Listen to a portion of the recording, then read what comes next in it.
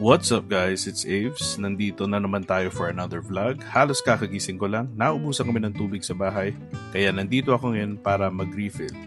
Usually, bumibili ako sa grocery ng 5 gallons. Isa-swap ko tong luma kong lalagyan for $12.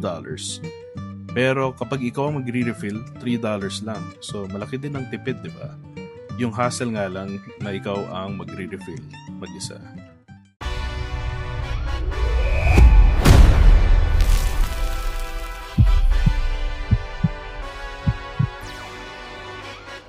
Ano ba yan? Kakatapos ko lang maligo. Yung tipong fresh na fresh ka galing sa shower tapos paglabas mo, stress na stress ka naman. Anyways, move on na tayo sa gagamba. Mag-ready na tayo for today. Magbabasketball kami ng mga kapatid ko. Ito pala yung mga jersey ko.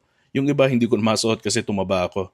Pero yung goal papaya tayo this year. Ayan yung mga Pilipinas jersey ko. Ayan yung college jersey. Na-injure pala ako late last year. Kaya hindi ako nakapag-basketball ng tuloy-tuloy for a couple of months. Hindi ako makapamili ng sapatos. Kaya gagamitin natin yung lumang sapatos ko na hindi ko na kailangang i-breakin. Komportable pa. Ayan, nakarating na ako sa location. Bilisan natin ang lakad kasi ang init. Naka-Lakers jersey ako pero alam nyo bang Warriors fan ako? Ayan ang mga kasama ko. May naantay pa kami. Warm up muna ako. Shoot para mamaya parang Curry lang.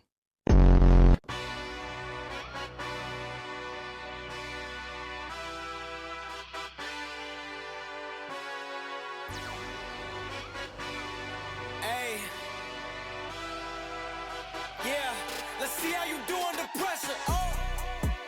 Yeah, I've been wanting this shit forever. I've been in the field with whatever they throw at me. Brush it off, pick myself up, moving on to the better. After ng game, meron kaming dinaan ng Thai food place. Di ko mabigkas ang pangalan. Popost ko na lang. Bumili kami ng pad thai. Yan, tofu. Para healthy. Meron kaming chicken fried rice. Okay lang yung lasa. Ito na naman tayo. Feeling food vloggers. Zoom in sa pad thai. Ito yung consistency niya. Medyo madikit. I think ganyan talaga yan. Pero tignan nyo to. Yan. Masarap siya. Malasa. Okay lang yung asim and tamis niya. And ito yung Thai coffee na binili ko. Less sugar. Para di tayo masyado tumaba.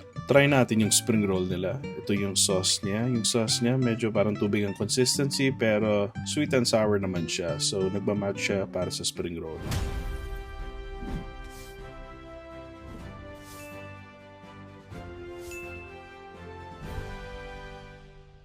Around 10 p.m.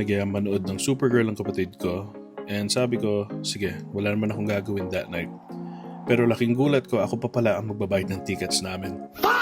Anyways, we drove all the way dito sa Palace Station. Casino yan and hotel, pero maganda yung cinema nila. Ayan yung kapatid ko, naglalakad sa harap. And dito kami. Walang masyadong tao sa casino because it's a weekday. Also, lampas ng 10 p.m. Dito papunta ang sinehan. Ayan, gagamit tayo ng escalator para makaakyat. Maganda dito because it's called Cinebar. So habang nanonood kang sine, pwede kang mag-order ng food sa mga waiters and dadali nila sa yung food. Kaya all you have to do is sit down and relax. Ito yung pwesto namin. May lamesa pa. Ito yung menu. Alam ko na yung ordering ko. Ito yung burger na to. Basahin nyo na lang. May pizza, may wings, may dessert, may iba't ibang drinks na pwedeng orderin. Kayong bahala. Ito yung waitress pala namin. Kinukuha yung order namin.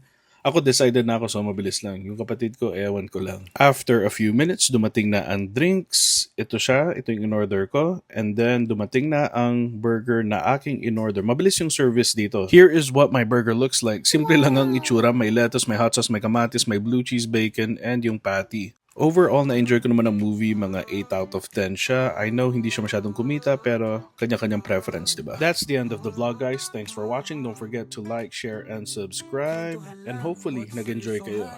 See you guys next time. Bye-bye.